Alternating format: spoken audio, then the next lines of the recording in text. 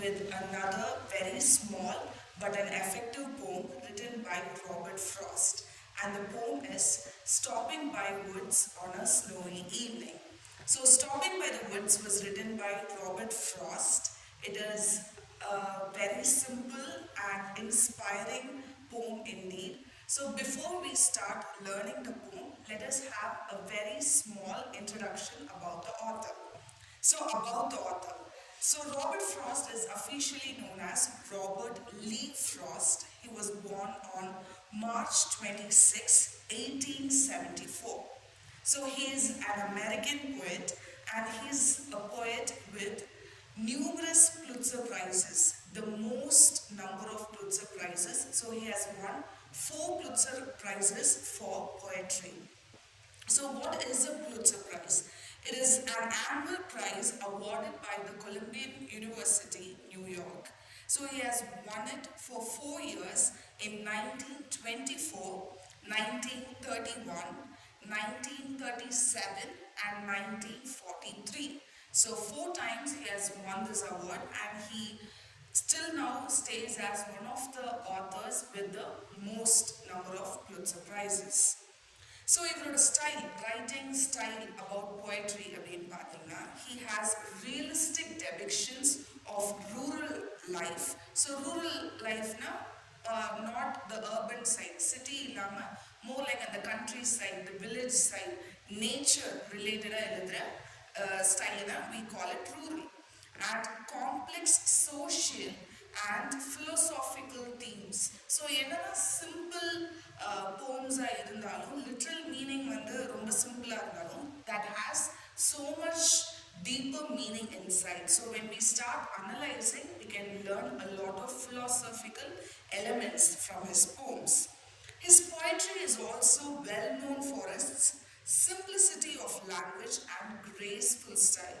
So our poems நிறைய வாசிங்கன்னா you can understand how rhyming it is, and it is also very simple in language so that anybody can understand. So layman இருக்கட்டும் இல்ல ஒரு scholar இருக்கட்டும், anybody will be able to relate and understand to his poems. So his first volume of poems, A Boy's Will, was published in England when he was 39 years old. So our first volume of poems, it was published when he was 39. So before we get into the poem, let us see a little bit about the poem.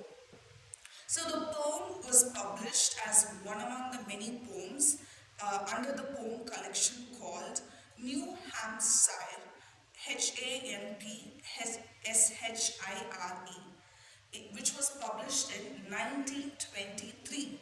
So in the 1923 published in the particular volume of poems actually brought in the first Pulitzer Prize in 1924. So it describes, the poem describes about a solitary traveler, a lonely traveler. So the Taniya, he is traveling on a horseback, right?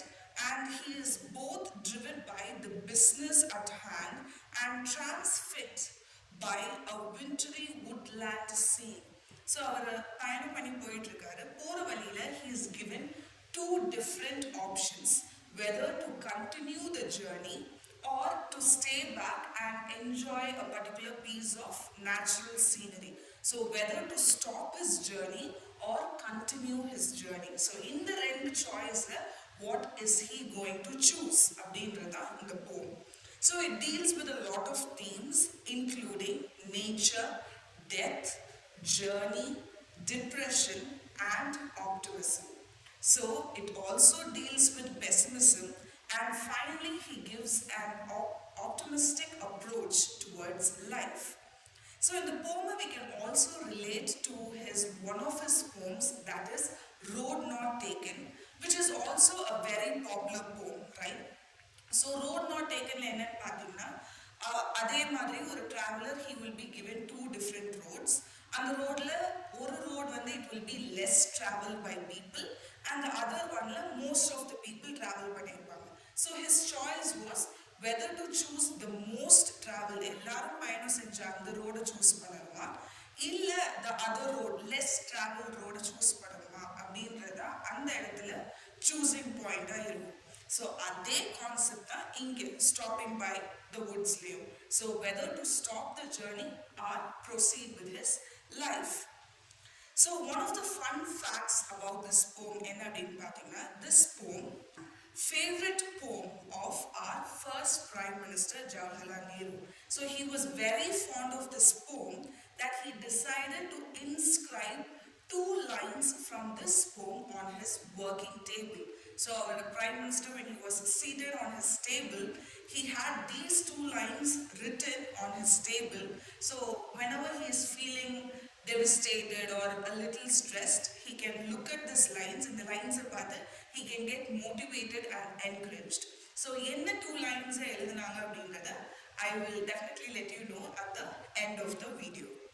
So without taking much of your time, let us just follow by reading the poem and the explanation.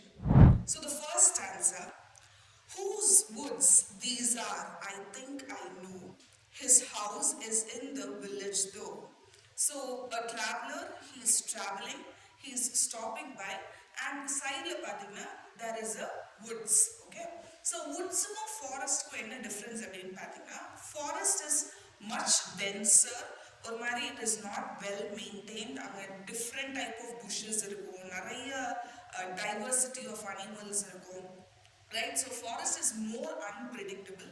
When it comes to woods, it is less denser, right? Or a particular type of trees planted and it can be maintained by a human. So யாராவது ஒருத்தங்க அந்த woods maintain பண்ணி clean பண்ணி அதை maintain பண்ணிட்டு இருப்பாங்க. So that is the difference between woods and forest.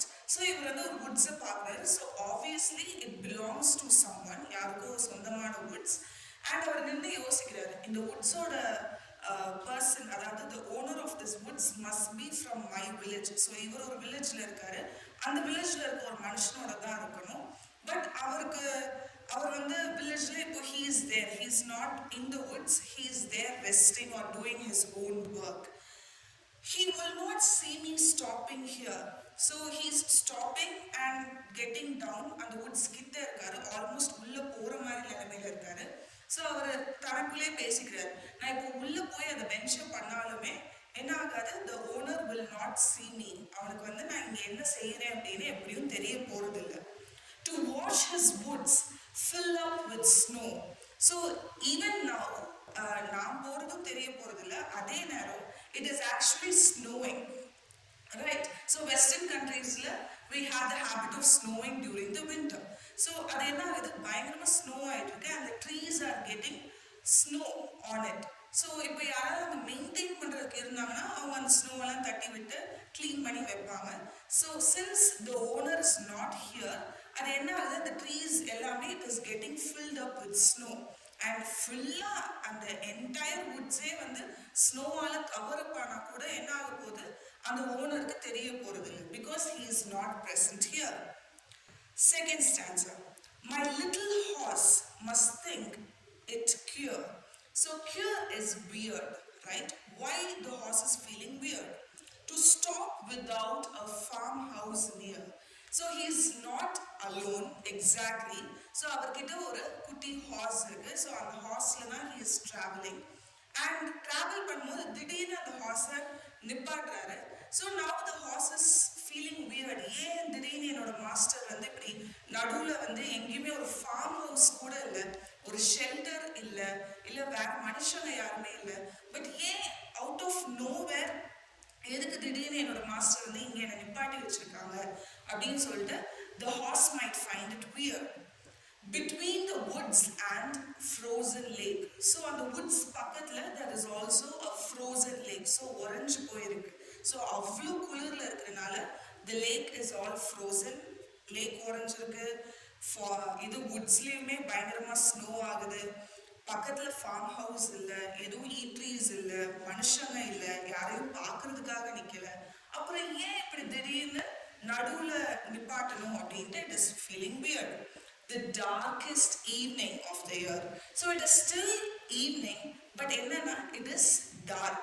So any part of the world, winterல the evenings are longer. So என்னதான் ஒரு mild evening time இருந்தாலுமே It is darker because it is winter. He gives his harness bells a shake. So harness அப்படின்னு பார்த்தீங்கன்னா a piece of equipment with straps and bells. So it is a domestic horse. So அவர் என்ன பண்ணியிருக்காரு, அதுக்கு bells மாட்டி வச்சிருக்காரு. So a horse cannot speak, அதால பேச முடியாது. அதனால என்ன பண்ணுது, அதோட bells வந்து ஷேக் பண்ணி it is trying to communicate with its owner. ஏன் நம்ம இங்க நிக்கிறோம், ஏதாவது தப்பா நடந்துருச்சா, இல்ல is there something that I have to worry about அப்படின்னு சொல்லிட்டு it is communicating with the owner to ask if there is some mistake. The only other sounds the sweep of easy wind and downy flake. So on the bell சத்தத்தை போக, the only other sound that can be heard when it is the wind, the mellow wind, right? So other animals ஓட சத்தங்களும் இல்ல, மனுஷங்களோட சத்தமும் இல்ல. So காற்றுமே ரொம்ப மெதுவாக தான் அடிக்குது. ஸோ நார்மலாகவே இந்த வின்டர் இல்லை இந்த டார்க் டைமில் வந்து animals they go and rest inside their homes and their own nests and all that. So animals வந்து ரொம்ப வாண்டர் பண்ணாது.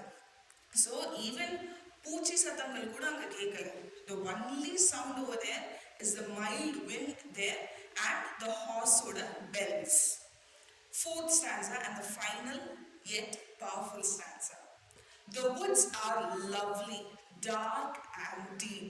So ingeda we are getting the philosophical meaning or theme from the poem. So and the woods paakறாரு, now the woods is tempting.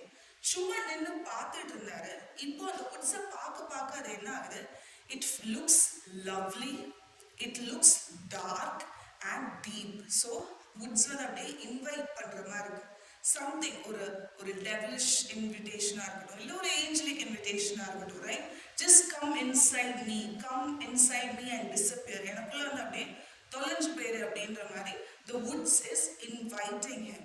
So it looks lovely, optimistic-ஆ woods வந்து ரொம்ப அழகா இருக்கு, nature, it looks lovely.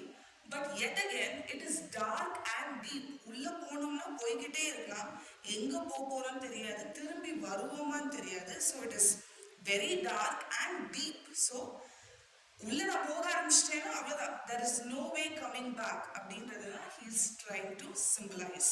So it is lovely and deep, but I have promises to keep. நான் உள்ள தொலைஞ்சு போகலாம், the woods are inviting, yet but I have promises to keep. So in the இடத்துல it can be a promise to a family person. So somebody is waiting there, a loved one is waiting there at home. So அவர் வருவாரு அப்படின்ட்டு wait பண்ணிட்டு இருக்கலாம். இல்லை next day வந்து அவங்களோட actual ஜாபோ இல்லை அவங்களோட டெய்லி ரொட்டீனோ வெயிட் பண்ணிட்டு இருக்கலாம், யாரையாவது மீட் பண்ண வேண்டியதா இருக்கலாம், யாரானாலும் இருக்கலாம். So someone or something is waiting for him. So he has to go back to it or go to it. And miles to go before I sleep. And miles to go before I sleep. So he says, literally he has to go miles before he can rest at home. Maybe our வீடு கொஞ்சம் தூரமா இருக்கலாம். So miles அவர் வந்து walk பண்ணி அங்க போய் he has to go and rest so that another day comes in. இன்னொரு thematical or when you say philosophical meaning, he can also mean life's journey. So in the இடத்துல sleep can be a form of death. So நம்ம நார்மலா sleep, eternal sleep அப்படின்னோன்னா death அப்படின்னு சொல்லுவோம். So அந்த eternal sleep கூட அவர் mention பண்ணலாம். So before my death I have so much to do. So actually நம்ம first prime minister Nehru அவரோட டேபிள்ல எழுதி வச்சிருந்த லைன்ஸ் இதுதான். But I have promises to keep and miles to go before I sleep. So in the இடத்துல why we call this entire poem வந்து it deals with depression and optimism அப்படின்னு ஏன் அப்படி சொல்றோம் அப்படின்றத we can understand from this stanza. Because he deals with depression and death. The woods, it is more like an invitation for suicidal thoughts. So somehow, in our daily life, it is obvious. சில time நம்மளோட routines வந்து it can get very monotonous. அப்படியே எந்திரிக்கிறோம், we do work, then we go to sleep. ஒரு ரீசனே இல்லாமல் இருக்கும், ஒரு purpose இல்லாமல் இருக்கும், right?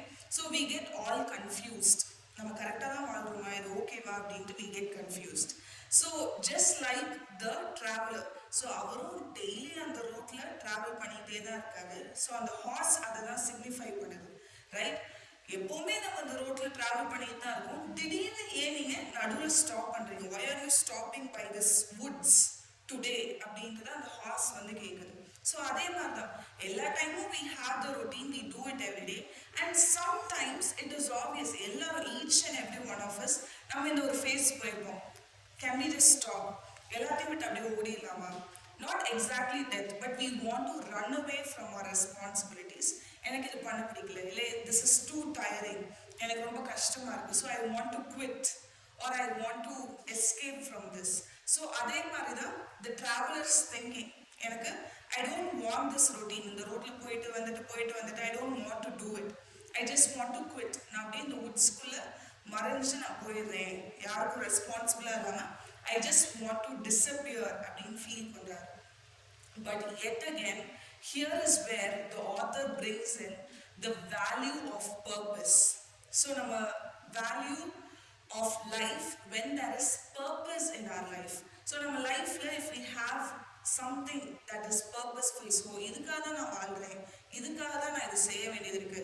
It can be a loved one or it can be something that you want to achieve. என்னோட loved onesக்காக இது செய்யணும், இல்லை எனக்காக இது செய்யணும் அப்படின்னு ஒரு purpose-ஓட நம்ம driven-ஆ இருந்தோம்னா we would not let ourselves quit. So either depression-ஆ இருக்கட்டும், இல்லை even suicidal ideations-ஆ இருக்கட்டும். So we don't want to quit in between. So that is what we learn from the author. So that is why we call this poem as a poem that deals with depression, themes of death, yet it deals with optimism and values purpose in everyone's life. Hope you enjoyed this video. Thank you so much for watching.